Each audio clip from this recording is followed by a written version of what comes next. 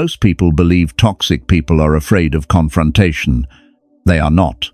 Confrontation gives them something to work with.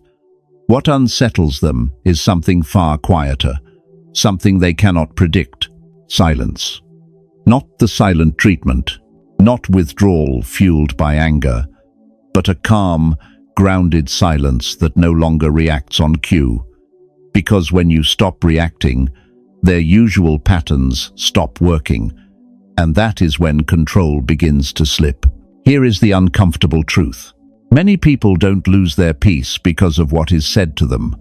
They lose it because they are pulled into responding, explaining, defending, and correcting again and again until their inner steadiness erodes. Studies on emotional contagion show that stress spreads fastest not through words, but through repeated exposure to heightened emotional states.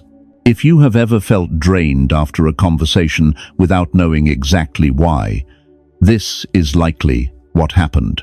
And the more familiar the relationship, the easier it is to fall into that pattern without noticing. This video is not about labeling people as villains. Stoicism does not ask you to hunt for enemies. It asks you to see patterns clearly, especially the ones that quietly cost you energy. The behaviors we are about to explore are not strategies to intimidate or dominate anyone.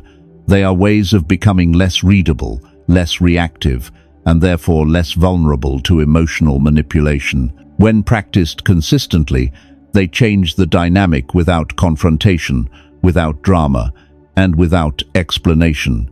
If you have reached a point where anger feels exhausting, where arguing no longer brings relief, and where you simply want to protect what little calm you still have, this will speak to you. These 7 silent behaviors are not about making anyone fear you. They are about making your inner world inaccessible to chaos. And when that happens, something interesting follows. People who rely on reactions begin to feel uncomfortable around you, even when you say nothing at all.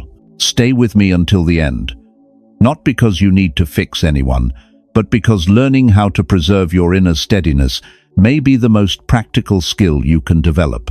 If this way of seeing human behavior resonates with you, consider subscribing. Stoic Path is not about winning conflicts. It is about walking away with your peace intact. Let's begin. Behavior 1. You observe without reacting. One of the earliest signs that something is off in a relationship is not what is said, but what happens inside you afterward. You notice a familiar tightening in your chest. Your mind replays the exchange. You think of what you should have said, what you need to clarify, what you must explain next time. This is the moment most people miss. Not because they are weak, but because they are conditioned to respond immediately, to correct, to defend, to prove they are reasonable. When you begin to observe without reacting, this cycle quietly breaks. Toxic dynamics rely on predictability. Not logic, not truth, but predictability. When someone knows exactly how to trigger you through tone, implication, or subtle disrespect, they are no longer engaging with you as a person. They are pressing buttons. Reactivity becomes the mechanism that keeps the pattern alive. From a psychological standpoint, this is simple conditioning. A stimulus appears. An emotional response follows. The loop repeats. The more consistent the reaction, the stronger the loop becomes. Observation interrupts that loop without confrontation. Consider a common example. A colleague makes a remark that slightly undermines you in a meeting. It is not openly hostile, but it carries a familiar edge. In the past, you might have jumped in to correct the record, or stayed quiet but ruminated for hours afterward. Observation changes the sequence. You notice the remark. You register the intention behind it, and then you do nothing. Not because you agree, not because you are afraid, but because you are choosing not to feed the mechanism that thrives on reaction. What usually follows is subtle but powerful. The person hesitates. The moment hangs. The script they expected does not arrive. If this pattern continues unchecked, the cost is rarely visible at first. It shows up as mental fatigue, as a constant, low-level vigilance, as the feeling that you are always one step behind, always responding rather than choosing. Over time, this erodes self-trust. You begin to question your own perceptions because every interaction pulls you out of yourself and into justification mode. This is not dramatic harm. It is slow depletion. And that is precisely why it is dangerous. Stoicism offers a different posture. The Stoics did not equate silence with passivity. They understood it as discipline. To observe without reacting is to reclaim the space between stimulus and response. Marcus Aurelius wrote about standing watch over your impressions, not obeying them blindly. In practice, this means allowing events to register without immediately assigning them emotional authority. You are not suppressing feelings. You are postponing reaction until clarity returns. This delay is where freedom lives. There is an important warning here. Observation is not numbness. It is not withdrawal into coldness or superiority. If you use silence as a weapon, you are still reacting, just in a different form. True Stoic observation is quiet, internal, and non-performative. No lesson needs to be taught. No message needs to be sent. Your work happens inwardly, where you decide what deserves access to your energy and what does not. The empowering truth is this: you do not need to outthink or outmaneuver anyone. You only need to stop reacting on schedule. The moment you do, the dynamic shifts. Not because they fear you, but because you are no longer available to be used. And that is not an act of aggression. It is an act of self-respect. Behavior 2. You withdraw energy instead of arguing. The quiet problem beneath most draining relationships is not disagreement. It is the belief that clarity comes from explaining yourself one more time. You sense it when conversations loop without resolution, when every attempt to be understood opens another debate. Arguing feels necessary because silence feels like surrender. And yet, the more you explain, the less grounded you feel. What is actually happening is not communication, it is energy leakage. Arguments reward the very dynamics that exhaust you. Each explanation signals availability. Each defense invites another challenge. Over time, your nervous system learns to brace for impact whenever a conversation begins. You replay exchanges hours later, refining arguments that will never land.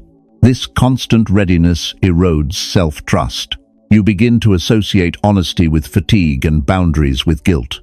The cost is not one argument, it is the slow conditioning of your inner life to remain on edge. Stoicism proposes a counterintuitive response. Withdraw energy instead of arguing. This does not mean cutting people off or becoming cold. It means reducing emotional expenditure where it produces no return. Fewer explanations, shorter answers, clear statements without justification. You choose engagement only where it is constructive. In Stoic terms, you reclaim what is within your control, your attention and your effort, and release what is not the other person's interpretation. As Seneca warned, we suffer more often in imagination than in reality. Prolonged argument extends suffering by keeping you mentally entangled long after the moment has passed. Watch what happens when you stop fueling the exchange. The argument loses momentum. Without your emotional investment, the cycle cannot sustain itself. This is not theory, it is behavioral reality. Dynamics persist because they are reinforced. Remove reinforcement, and the pattern weakens. Seneca repeatedly advised conserving one's vital force, cautioning against spending life on matters that do not return peace or virtue. When you withdraw energy, you are not conceding ground, you are refusing to finance a losing endeavor. The relief that follows is immediate. Fewer replays, calmer sleep, clearer judgment. These are measurable outcomes of energy conservation. Imagine conversations that end cleanly, without residue. Imagine speaking once, clearly, and then letting the matter rest. Your life gains space for work done well, for relationships that are reciprocal, for a mind that is not perpetually rehearsing defenses. You become selective without becoming distant, calm without becoming passive. This is the Stoic vision. A person who engages deliberately and disengages without bitterness, not because they are above conflict, but because they understand the price of needless engagement. Withdrawing energy is not retreat. It is alignment, choosing a life where your attention serves your values, not your exhaustion. Behavior 3. You choose distance over drama. There is a moment many people recognize but rarely honor. You notice that certain interactions leave you tense before they even begin. Your body anticipates conflict, subtle jabs, emotional turbulence. You tell yourself it is normal, that closeness requires endurance, that stepping back would be dramatic or unkind. Yet the signal is already there. Choosing distance over drama begins with listening to that signal instead of overriding it. Drama survives on proximity, not just physical closeness, but emotional access. The more available you are through constant contact, oversharing, immediate replies, the more material there is for misunderstanding, manipulation, and escalation. From a psychological perspective, heightened emotional environments amplify reactivity. Small issues grow larger simply because there is no space for perspective to return. Distance, even modest distance, interrupts this amplification. It lowers the temperature without needing a confrontation. A familiar example appears in families, workplaces, and long-standing friendships. You stay involved out of obligation, history, or hope that things will eventually improve. When tension arises, it spreads quickly because everyone is too close to see clearly. You explain yourself, smooth things over, absorb discomfort, and repeat the cycle. Choosing distance changes the equation. Fewer visits, shorter conversations, clear limits on what you discuss. Nothing dramatic is announced. You simply reduce exposure. And almost immediately, the intensity drops. When this step is avoided, the consequences accumulate quietly. Chronic stress becomes normalized. You begin to believe that constant emotional turbulence is the price of connection. Over time, this erodes discernment. You stop distinguishing between closeness and enmeshment, between care and over-involvement. The result is not deeper relationships, but fatigue masked as loyalty. This is how people lose years of energy without realizing where it went. Stoic philosophy approaches this with clarity. The Stoics understood that tranquility requires boundaries, not walls, but measured distance. They taught that one should engage in human affairs without becoming consumed by them. Choosing distance is not rejection, it is regulation. You remain courteous, you remain fair. But you no longer place yourself at the center of chaos. Distance gives your reason room to function again. It allows emotions to settle instead of colliding repeatedly. There is often a fear that distance will provoke backlash or be misinterpreted. Sometimes it does. People accustomed to unrestricted access may react when that access narrows. This is where Stoic steadiness matters. You do not need to justify your distance or explain it into acceptability. Distance that requires permission is not distance at all. It is negotiation. True Stoic distance is quiet and consistent, grounded in self-respect rather than defiance. The empowering truth is this: you are allowed to choose environments that support your equilibrium. You do not owe constant closeness to anyone at the expense of your mental stability. By choosing distance over drama, you create a life with fewer emotional spikes and more clarity. What remains are interactions that breathe instead of constrict, relationships that rest instead of agitate. This is not withdrawal from life. It is the creation of space where life can be lived without constant friction. If this resonates so far, pause for a moment and comment below. Distance creates clarity. End quote. And as distance begins to quiet the noise around you, another shift becomes possible, one that does not rely on absence, but on how you carry yourself when you do remain present. Behavior 4. You stay composed, not cold. Imagine this moment. You are in a meeting, a family gathering, or a conversation that should have stayed simple. Someone makes a remark that lands just a little too sharply, not loud enough to call out, not obvious enough to confront without seeming sensitive. You feel the familiar heat rise.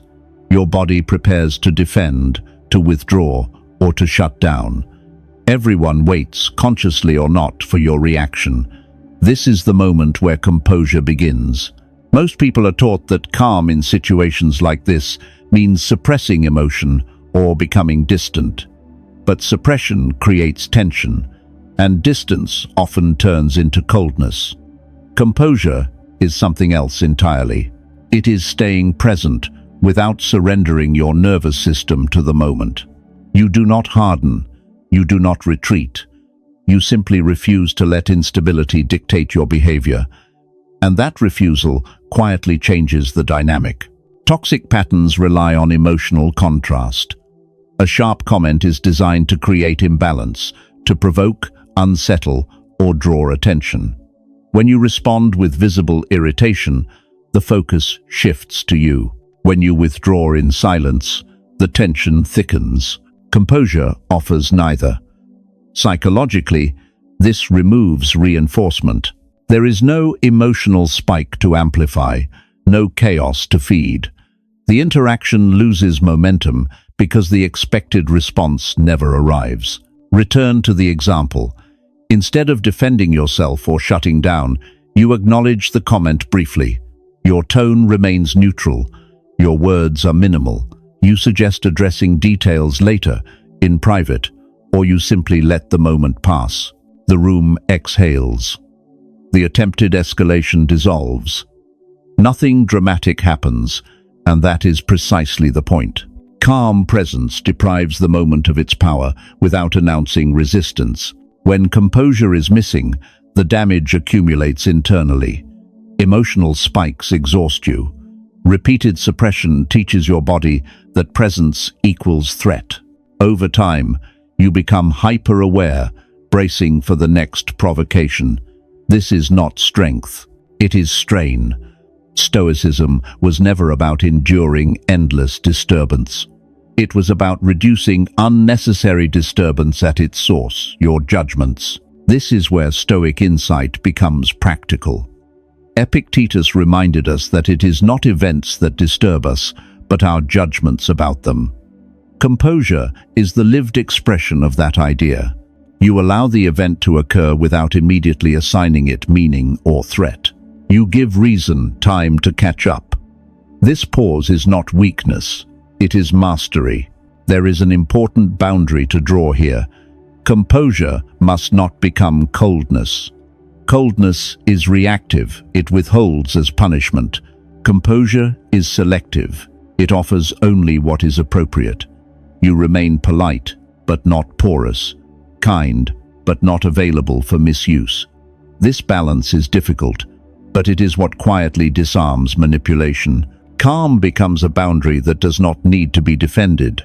The empowering vision is this. Picture yourself in situations that once unsettled you, now remaining steady without effort.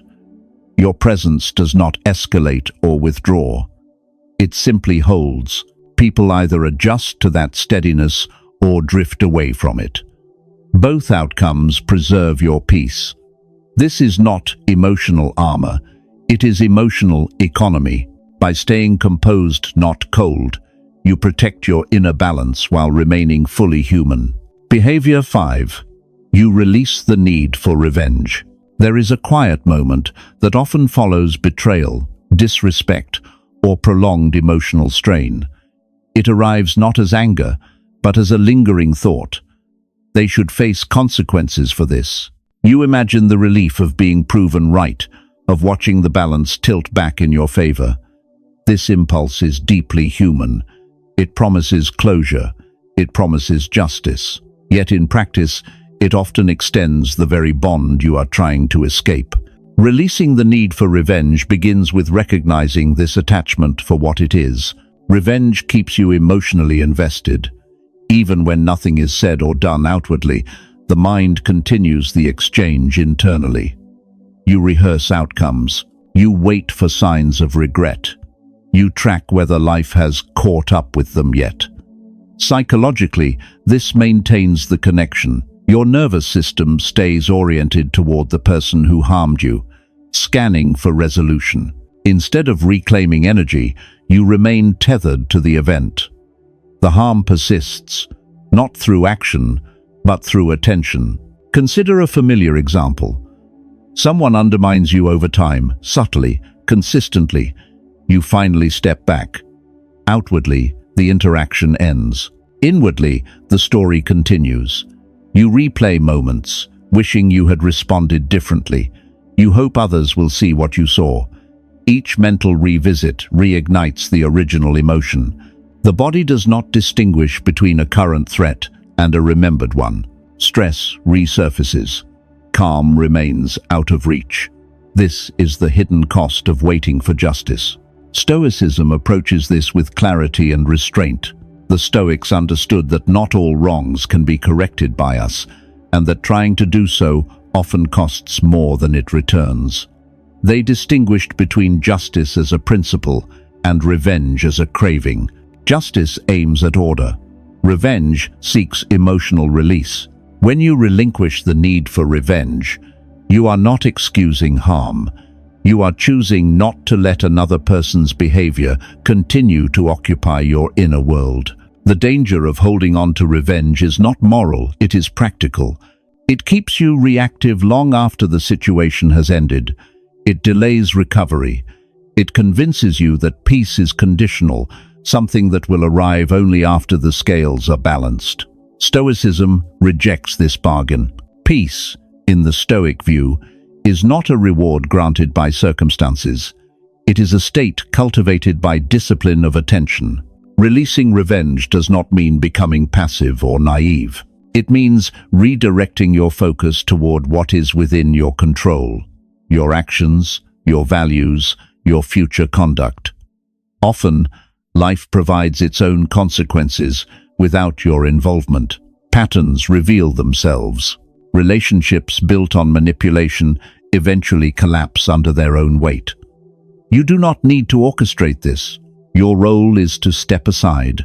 The empowering truth is this: the moment you stop waiting for someone else's downfall to feel whole, you regain momentum. Your life moves forward. Energy once spent on resentment becomes available for growth, for rest, for clarity. You are no longer anchored to the past by a demand for repayment. This is not moral superiority. It is freedom.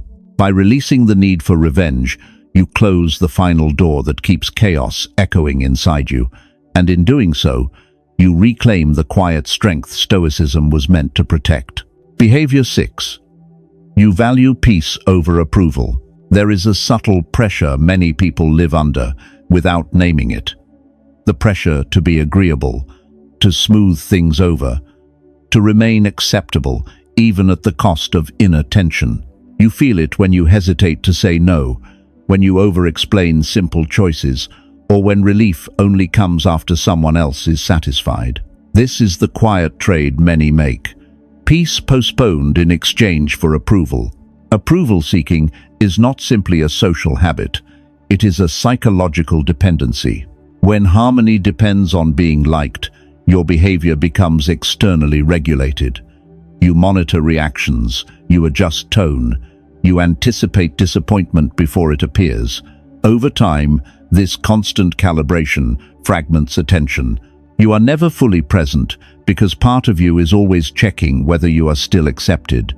The exhaustion that follows is not from conflict, but from continuous self-editing. Consider a concrete example. In a family setting, you are expected to attend every gathering and agree with unspoken norms. When you decline or express a different view, the response is subtle: disapproval, silence, guilt, or passive remarks. In the past, you complied to restore comfort. Valuing peace over approval changes the response. You decline politely, without justification. You attend less often. The initial discomfort surfaces, but something else appears alongside it: relief. The tension you carried quietly dissolves as you stop negotiating your boundaries for acceptance. Stoic philosophy addresses this pattern directly. The Stoics warned against placing one's tranquility in the hands of others. Chrysippus taught that disturbance arises not from social disapproval itself, but from the judgment that such disapproval is a true harm. When approval is treated as necessary, its absence becomes a threat. Stoicism reverses this equation. Peace is an internal condition, not a social reward. Approval becomes optional rather than essential. If this behavior is not corrected, the long-term cost is profound. You begin to equate self-worth with compliance. Resentment builds quietly because your needs are repeatedly deferred. Eventually, even minor requests feel intrusive. This is how burnout develops in relationships that appear outwardly calm. The absence of overt conflict hides a constant internal strain. Choosing peace over approval does not require confrontation. It requires clarity. You stop volunteering explanations. You stop preemptively apologizing. You allow others to experience their reactions without rushing to soothe them. This is often the most difficult step because it challenges a deeply ingrained belief that harmony is your responsibility. Stoicism dismantles this belief by reminding you that you are responsible for your conduct, not for managing others' emotions. There is often a period of adjustment. People accustomed to your compliance may react with confusion or pressure. This is not a sign of wrongdoing. It is evidence that a pattern is changing. Chrysippus emphasized that freedom begins when reason governs impulse rather than fear. By choosing peace, you are not withdrawing care.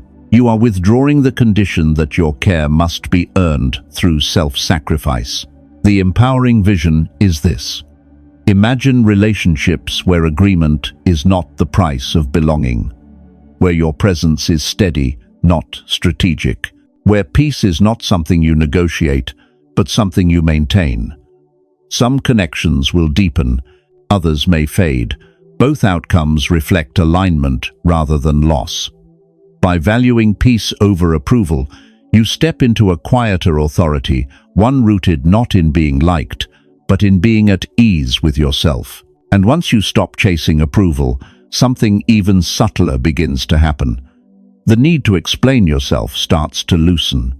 Words feel less urgent. Justifications feel unnecessary. Do not leave yet, because the final behavior ties everything together, and it explains why silence, when grounded in clarity, changes the entire dynamic without a single confrontation. Behavior 7. You stop explaining yourself. There comes a point where explanations begin to feel heavier than silence. You notice it when you start preparing reasons before anyone has asked for them. When a simple decision turns into a speech.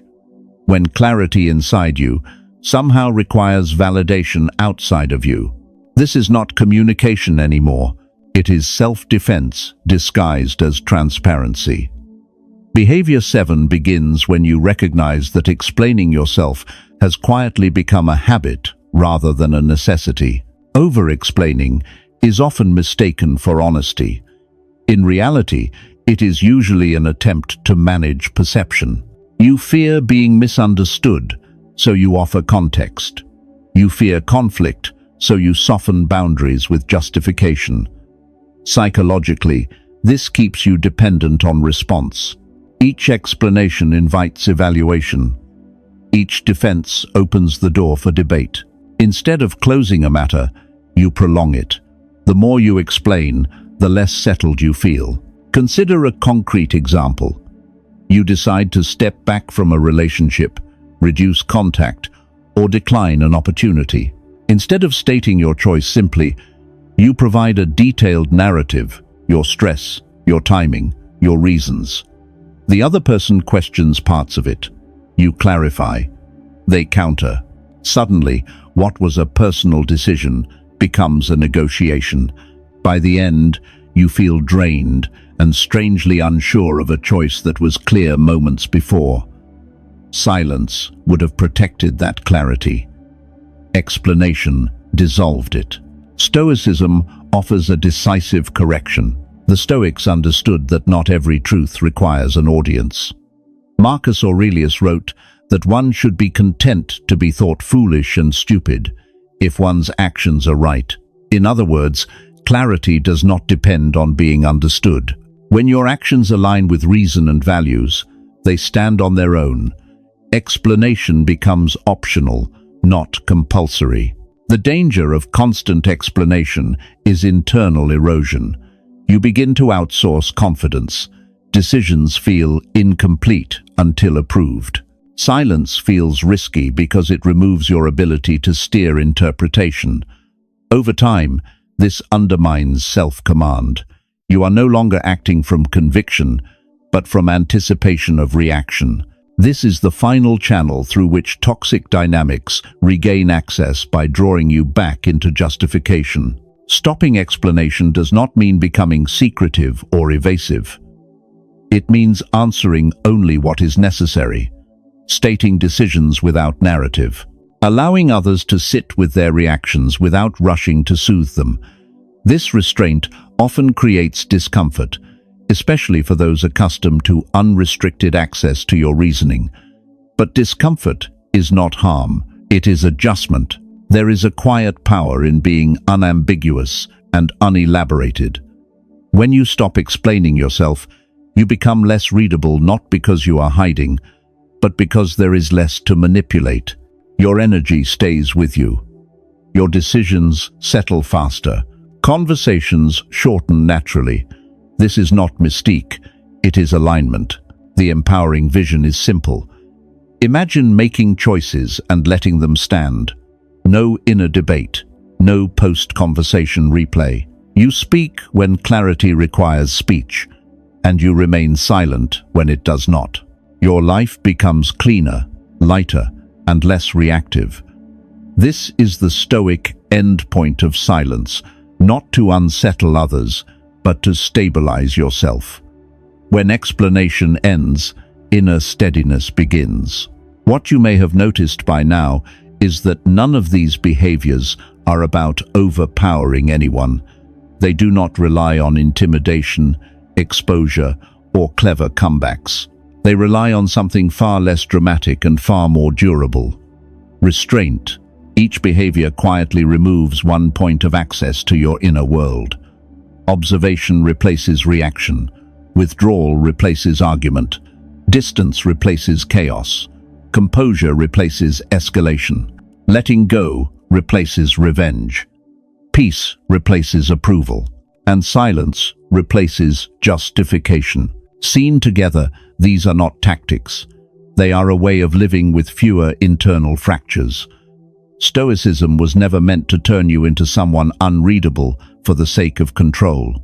It was meant to help you become so grounded that manipulation simply finds no place to land. When people lose access to your reactions, explanations, and emotional urgency, they do not lose you.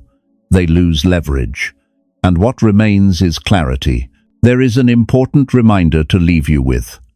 Silence, in the Stoic sense, is not absence.